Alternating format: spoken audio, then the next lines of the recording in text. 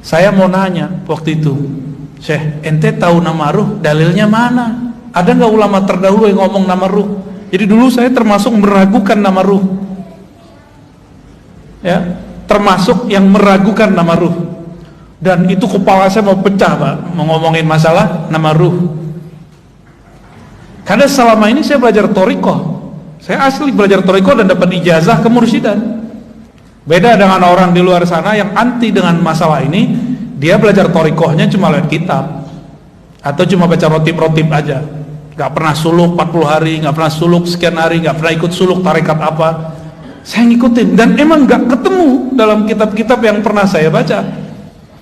Ternyata saya kurang baca kitab. Ada ternyata. Kata beliau, ente cari, lagi main PS. Ini orang nggak pernah nyantri, Pak. Tapi dia bilang, saya belajar kitab tasawuf bukan di sini, tapi di alam lain. Wah, kan pusing lagi kita. Selama ini saya tahu nama kitabnya Ghunyah, karya Syekh Abdul Qadir Jilani. Lagi habis main PS, dia bilang, tutup. Kamu kalau ragu bab ruh, padahal saya nggak nanya, Pak, cuma di hati doang. Kamu kalau ragu masalah ruh, cari kitab Syekh Abdul Qadir Jilani, buka kitab Al-Ghunyah. Kitab apa? Al-Ghunyah. Saya mikir, kapan orang ini baca kitab Ghunyah? Kitab itu saya udah punya, cuma nggak tahu waktu pindahan nggak ketemu. Saya beli lagi itu kitab. Bener, sekarang 2 eksemplar saya punya, ketemu lagi itu kitab. Jadi saya beli kitab itu seminggu setelah dari ketemu. Saya waktu itu datang sekali seminggu. Udah hampir khatam nggak ketemu-ketemu. Tambah shock di hati nih. Oh, kayaknya nih asal tebak-tebakan doang nih. Tapi kemudian masih ada sisa 1/5 lagi belum saya baca. Tutuplah.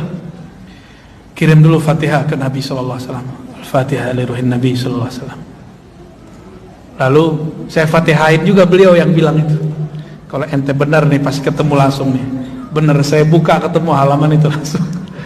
Tapi ketika buka itu, saya udah bolak-balik belum paham juga. Baca balik. Bagian mana ya? Ulang lagi. Yang ketiga baru ketemu. Jadi ketika seseorang jadi murid, ya, ini ada orang jadi murid nih.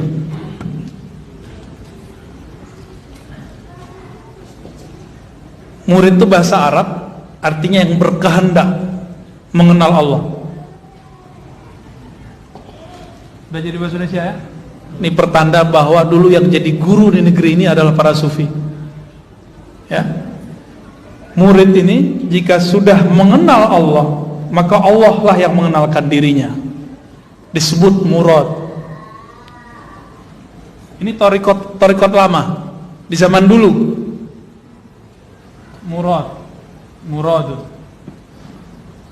Murad itu Allah yang mengenalkan diri kepadanya. Dalilnya apa? Jika hamba mendekat 1 jengkal, Allah mendekat. Nah, hamba mendekat berjalan, Allah mendekat dengan. Maka orang itu yang dikehendaki Allah. Zahirnya dia yang berkehendak, batinnya Allah lah yang berkehendak. Maka disebut murad. Jika si murid sudah faham bab ini, dia nggak merasa zikirnya lagi yang hebat, dia nggak merasa sholatnya lagi yang dahsyat, tapi dia merasa semua ini anugerah dari Allah, baru disebut murad. Habislah iradah dia dalam iradah Allah, lenyaplah kudrat dia dalam kudratnya Allah. Ketika itu Syekh Abdul Qadir berkata, Allah akan menamakannya dengan nama-nama yang hanya Allah yang tahu. Hanya Allah yang tahu itu maknanya 2. Benar hanya Allah yang tahu dan para walinya atau nabi-nabi. Karena di Quran kan ada la ya'lamul ghaiba illallah, tidak mengetahui yang gaib kecuali Allah. Kecuali Allah memberitahu, kata Imam Suyuti. Kepada siapa Allah kasih tahu? Nabi dan wali-walinya. Nabi dan wali-walinya.